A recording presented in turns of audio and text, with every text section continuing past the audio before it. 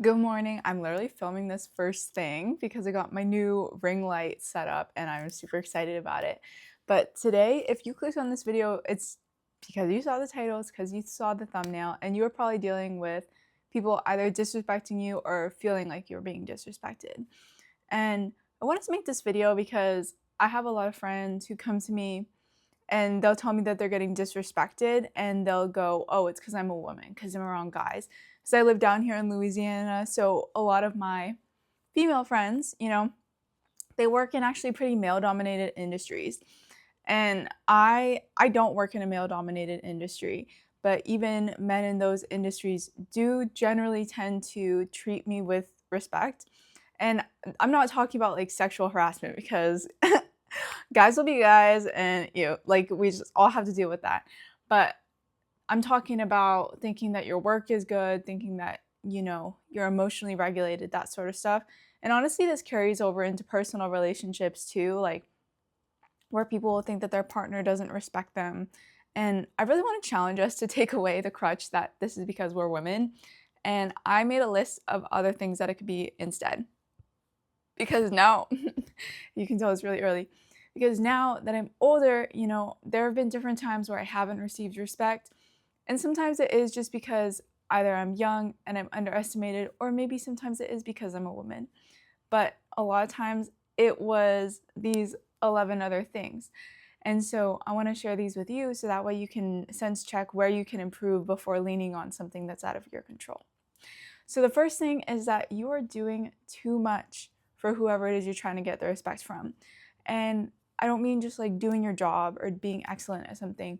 I mean, you're taking a bunch off their plate, you're taking a bunch off of other people's plates to the detriment of yourself. And even in romantic relationships, this happens too, especially for women, where you're doing too much for the other person.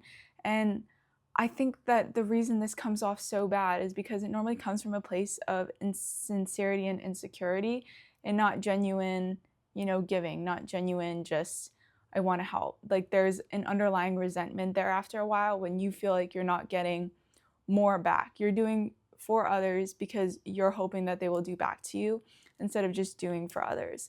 What would be much better for you, I mean, for me, what worked really well for me was when I stopped doing that and I started delegating out my tasks, and I got really good at the things I was supposed to be good at. And I started saying no more, and I started letting other people invest in me.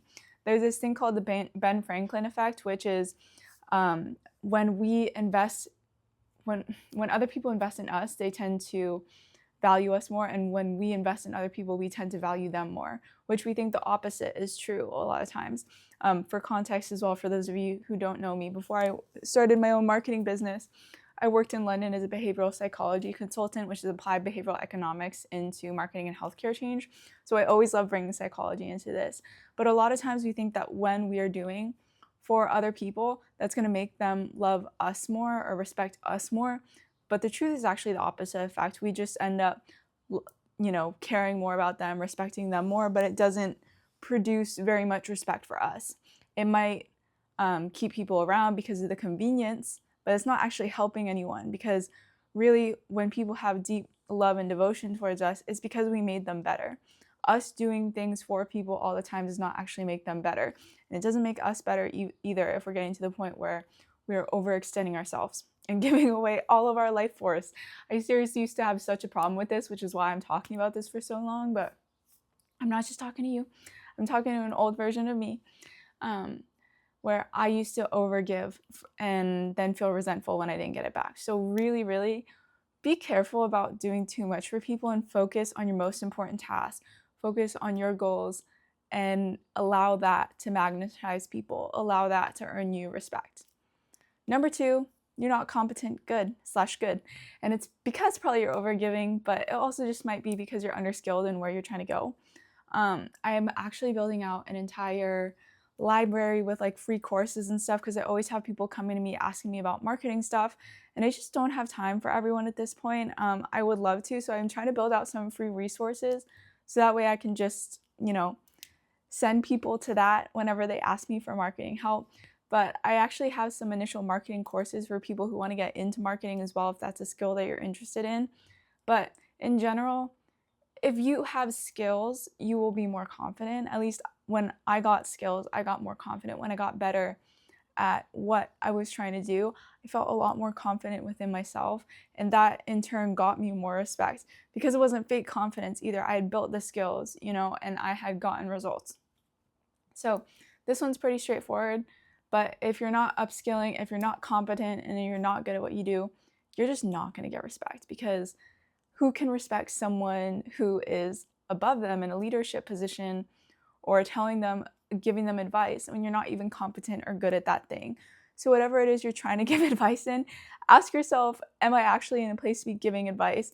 And also, am I even being asked for it? But am I even in the position to give it, is number one. Number 3 is you're a jerk. You're an asshole, whatever you want to call it. I think that there is this like narrative in society where it's like women, you're either a prude or you're a bitch or whatever. I have not really found that as I've gotten older and I've become more emotionally regulated. I think as women, we are more hormonally open to, emotional fluctuations, especially around that time of the month. But it's still not an excuse to threaten people, yell at people, anything like that, or just in general crash out. I think what I've found is that I've had some people come to me and be like, this person doesn't respect me, and they're just really mean to them. It's like, oh, this person won't talk to me, they don't respect me, and this is kind of, if you're in a leadership position in a company and you're finding an employee who doesn't respect you, sometimes I can see that's been the reason. But a lot of times the place where I'll see this most is in like a personal relationship where someone goes, oh, my partner doesn't respect me, and they're like yelling at them all the time, they're nagging, and it's just not an emotionally regulated situation, and this person is literally just being a jerk. And of course, like, they'll be like, oh, well, they did XYZ. It's like, well, someone else doing something shouldn't really affect the way that you act as a person. And so that kind of brings a lack of respect because you're not emotionally regulated enough to not be a jerk. Which is number 4. You're not emotionally regulated. And I wrote this one as a specific point because I wanted to give specific tips, because you're probably wondering like, okay, well, how do I be more emotionally regulated? And to be honest, that is kind of like an inner journey, right? You have to find like an inner center where that way you can calm yourself down and you don't have all these swings, and you got to stop giving yourself excuses. You got to stop giving your period as a crutch for an excuse, which I know I used to do this, right? But I don't actually think it's helpful. And people don't really know that I'm on my period except for the fact that I kind of get cramps, and I don't really act mean when I'm on my period. I'm just like, oh, I'm a little baby, come make me steak, So that's how I act on my period, and I find it way more pleasant. I find it way more pleasant than being a bitch, you know what I mean? So if you want people to come be making you steaks and babying you on your period, be emotionally regulated and be nice. And the ways that you can do that, again, is like an inner journey. So I kind of acted my way into it. It took me like at least 3 years to really get to the point where I really understood what having an inner sense of peace while the world was going around me really meant. And this was like, this was the hardest with my marriage with my partner. He and I, like, when we first got together, like, I think we just triggered each other, and that's going to happen like in those sort of situations. But definitely in a work scenario, it's way easier to be emotionally regulated, because honestly, who cares? I think the point where it's hardest to be emotionally regulated is maybe if you're like broke, or you're in a point where like you just lost work, because then you've got this scarcity mindset. But if you can center yourself and do the right thing and really stick to your values and know what those are, that might just require some prep work, so that way you can stay grounded in the actions that you want to take when you're feeling angry, when you're feeling sad, when you're feeling like, oh my gosh, how am I supposed to make enough money next month and I'm supposed to act generous? If you're able to anchor yourself in those actions and just take a deep breath, take a walk, take a minute, right, before responding to something or reacting, that's going to give you a much better base to be emotionally regulated, to act in a way that is respectable, so that way you can get respected, right? It makes sense. then again, I'm talking about business and relationships because I feel like they all kind of go together for me. But if you're in like a marriage or you're in like a long-term relationship, that's way more of a deep inner journey that I've had to go through. I really like Margarita Nazarenko. Shout out to her. She was like really great for me. And then Fareen Ash as well. Those two people were like really good within my like inner work healing journey. So I will go check them out if you want to know more about emotional regulation in romantic relationships. So number 5 is you don't have something that they want. So this kind of goes along the lines of like, you're not competent / good, so why should they be listening to you? But honestly, if you don't have the results in general, if you don't have something that that person wants, they're not going to respect your advice. They're not going to respect that you're going to do X, Y, Z thing. They're not going to believe you, right? So get things that people want, you know, and not in a way that's like showy, flashy. Like, I'm not telling you have to go get like a designer handbag, but get results that people want, get clients that you want, get clients that people want, get like freedom in your life, you know? Like me, I have a husband that loves me. I feel like I really make my own schedule every single day, and I've gone through really hell to get here. And so it's like when I was going through hell, I wouldn't expect people to listen to me. Like it felt so messy, it felt so bad. But going through that journey for like 2 years, which that's really how long it took me to feel okay in my business and okay with my money when I quit my consulting job and I started doing this. Like people shouldn't have been listening to me in anything else besides like psychology and marketing, because that's where I had a little bit of authority, right? Like I was working for a New York Times bestselling author. I'd done the consulting thing. I got the stats, but anywhere else in my life, like running a business in general, getting clients in general, sales in general, no one should have been listening to me because I didn't have anything that anyone would want for like 2 years, except for the fact that I didn't quit, right? And within 2 years, like a lot of people quit, and you know, it still wasn't long enough to be like, oh, I've really got this thing going, you know? So if you don't have something that people want, they're not going to respect your advice. So go out and get things that people want. And it might take you like 2 years, 3 years, 4 years, 5 years. Number 6, and this one is one that's kind of a little bit out of your control, but I did want to mention it just to give you some little bit of a break from this like this harsh talk. Take a sip of your morning thing if you got one. But number 6 is that they're jealous, because this actually might be true, especially when you get to the point where you're doing better. You're going to see all the people who were secretly like rooting for your downfall, who really weren't there for you. Luckily for me, I really don't have this many, like I don't have many people like this in my life. Like I guess I just either repel them or I don't know.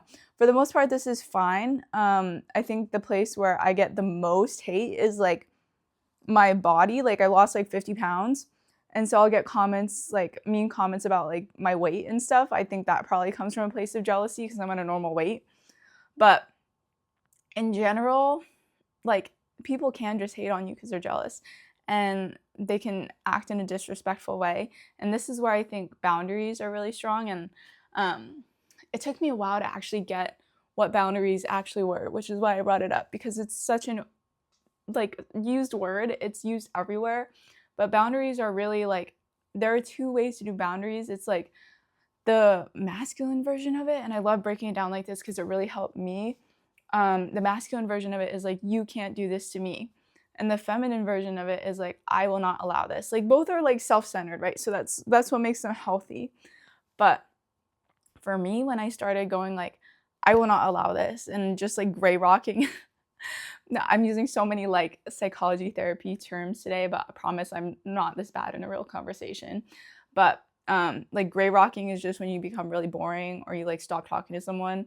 If someone's exhibiting behavior that I just can't allow within my general vicinity, my general field, and it is disrespectful and it's just coming from a place of jealousy, and there's nothing that I can do to fix it, and I recognize that, because you will recognize that if you're doing really well and someone below you is just hating on you, like that is disrespectful. You don't have to allow that into your life. And so you can just kind of shut shut yourself off from that person. You don't have to feel that bad because they chose that.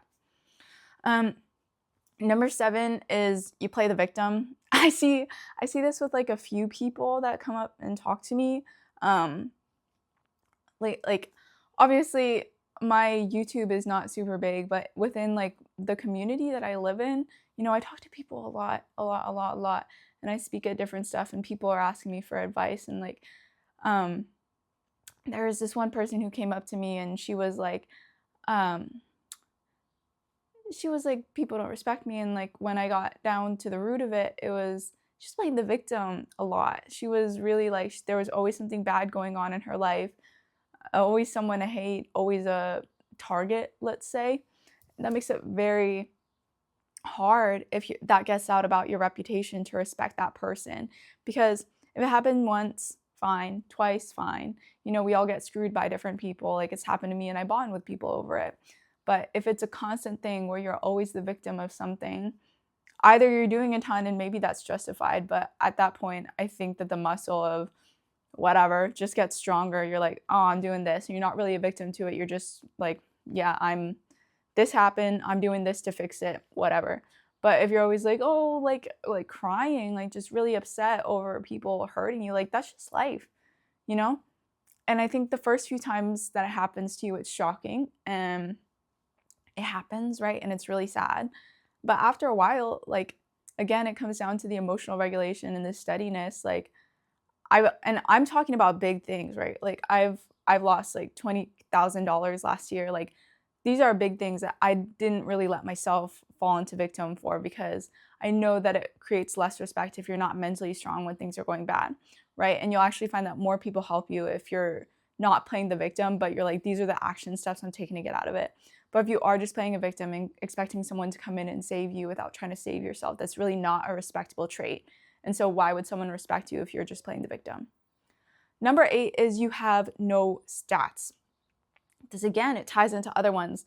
You're not competent or good and you don't have things that people want, but this is a very specific one, because if you don't have stats to back up your work, this is your work specifically, why the hell would someone respect you in your field? You haven't done the work to actually get results for anyone. So therefore, why would someone believe you? Like for me, with like, I probably make enough to pay off like 2 mortgages from my LinkedIn work alone. But that's because I worked for a New York Times bestselling author for free for like 7 weeks before he started paying me. I got his impressions from 170,000 a month to 485,000 a week. Like that's a huge jump, right? And so that's a stat that I have to show that I'm good at what I do. Like any LinkedIn account I touch now as well, I like 8x the impressions at least, right? And that's within the first week. It's only if it's like an account that I don't have control over all the posts, they've got someone else doing random stuff and the algorithm's like, I don't even know where to place this account, right? Like that's the only time where I might have trouble getting it to like 8x impressions. But seriously, like that stat has carried me so far and gained me so much respect within me doing LinkedIn, right? And the same thing of like business. Like, why would you listen to me in business? I don't always like bringing up like income and stuff like that. But I think with business, it's important.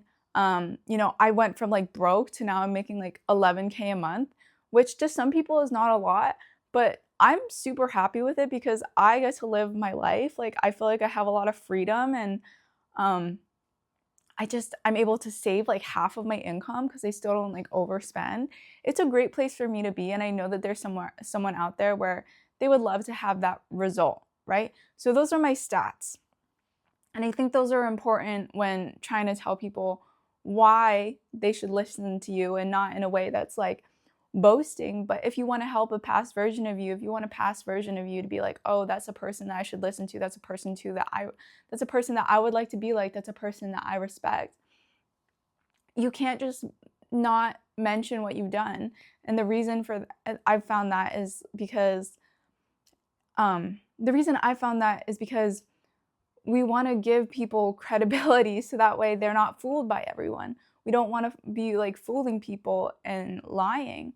And people shouldn't listen to everyone. That's like a piece of discernment. So when you have your stats, then you can be respected in the field that you're trying to talk about. But until you have those stats, I would recommend still talking about the thing, get good at content, whatever, but don't be so surprised when people don't listen to your advice. Number 9, you're unprepared. I prepare for literally all my meetings, right? And I got a really good rule of thumb from Alex Hermazi for this, where it's like said 10% of the meeting time should go into preparing for the meeting, but way longer if it's something that you don't normally do. So example, I have a sales call later today. It's 30 minutes. I'm gonna take 3 minutes to prepare. That's it. 3 minutes of preparation. You will look like a rock star, because most people are unprepared and it looks unserious and it's not respectable. But if you come prepared, you will get respect. At least I got respect. So that is a huge, I feel like I keep on hiccuping this whole video, but that is a huge thing. Be prepared. And if you're unprepared, expect to not be respected. If you come unprepared to something, especially like a sales call, you're not really respecting other people either. So yeah, that's a little tangent. But number 10, you don't look put together. And you know, I know that like people who wear makeup make like 6% more. I don't really do that because it doesn't work for my face and I just feel really itchy, but I still try to look put together, especially if I'm going somewhere in person. Like when you work from home, like it's fine to wear a hoodie, like it's not the biggest deal. But especially if you're in a certain circumstance, it is good to dress the part. So I'll just leave that there. Like look maintained, look kept up. It has served me really well. And I've noticed a difference in conversations, like the amount of conversations, the amount of like actual follow-ups that happen as well, based on me just caring about myself and the way that I present myself. Number 11, you are inconsistent. This is a huge one, because if you're not consistent, I found that when I'm inconsistent, there is nothing respectable that comes as a result of being inconsistent.